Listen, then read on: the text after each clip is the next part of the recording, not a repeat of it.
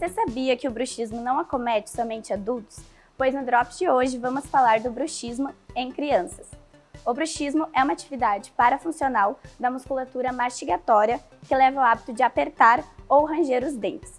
Pode ser diurno ou noturno. O diagnóstico precoce do bruxismo em criança ajuda a manter a perspectiva do controle e prevenção aos danos do sistema mastigatório, além de propiciar bem-estar e conforto. As causas do bruxismo em criança são relacionadas a refluxo gastroesofágico, apneia obstrutiva do sono e alergias respiratórias.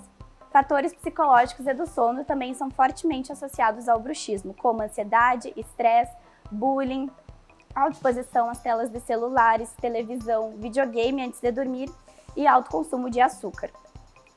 As consequências do bruxismo em crianças são o desgaste excessivo dos dentes, dores de cabeça, dor ao cansaço nos músculos mastigatórios e na articulação temporomandibular.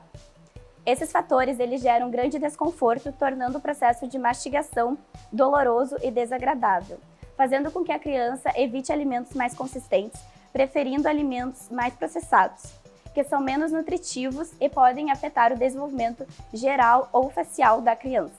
Esse foi mais um Drops da Odonto Kids, da Clínica de Atenção à Saúde Bucal Infantil do curso de Odontologia da Universidade Franciscana.